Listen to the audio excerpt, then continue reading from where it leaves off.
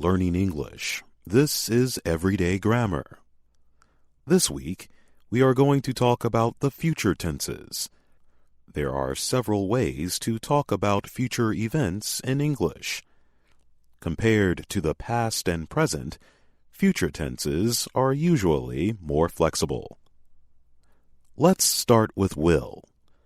To form the simple future, use will and then the simple form of the verb. For example, I will go to the store. In everyday conversation, will often gets shortened, which can be difficult for English learners to hear. For example, I'll leave tomorrow, or he'll go to the store. You can use will to express a desire to do something. I'll help you move tomorrow, or I'll answer the phone. The second form of the simple future is be going to. For example, I am going to start a new job tomorrow. Use be going to when you already have a plan to do something. When you say, I'm going to start a new job tomorrow, you made the plan in the past. If you do not have a plan, use will. If you are making a prediction about the future, you can use will or be going to. You can say, she will win the election, or she is going to win the election. The meaning is the same. In casual conversation, most Americans will change going to gonna. Be careful with this expression. You might want to avoid using the reduced form, gonna, in formal situations. You should never use it in professional or academic writing.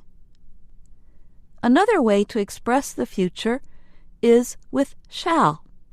Shall has the same meaning as will to express the future. Listen to a famous speech by American General Douglas MacArthur.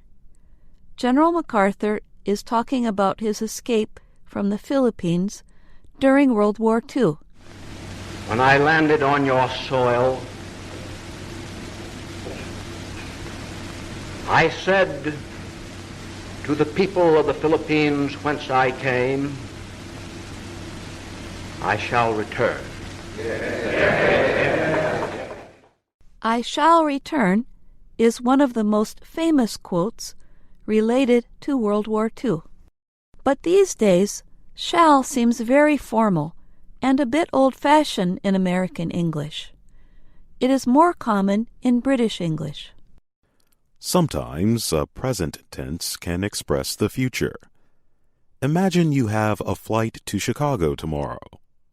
There are several ways to express the future in this situation. Since you have a plan, you can use be going to. I am going to fly to Chicago tomorrow. You could also use the present progressive. I am flying to Chicago tomorrow. The meaning is almost the same. The present progressive just emphasizes that the flight is a scheduled event. If you are referring to a fixed schedule or timetable, you can even use the simple present to express the future. For example, the flight to Chicago arrives at 7. The simple present here shows that the flight has a regular set schedule. Let's move on to the future progressive. To form the future progressive, use will be followed by the ing form of the verb. For example, I will be working when you arrive. Use the future progressive to talk about an event that will be in progress or unfinished in the future. Speakers use the future progressive to talk about more than one future action. For example, don't call me after 9 because I will be studying.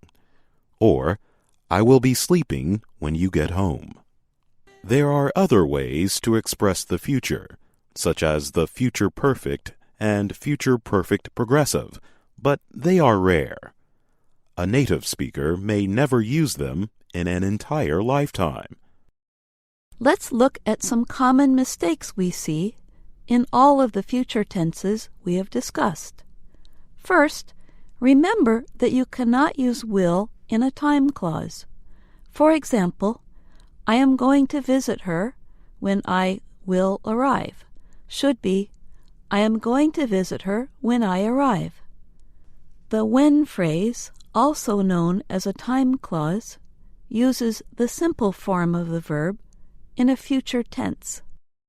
Another common mistake is with the third person s. He will meets me tomorrow should be he will meet me tomorrow. There's quite a bit of flexibility with future tenses.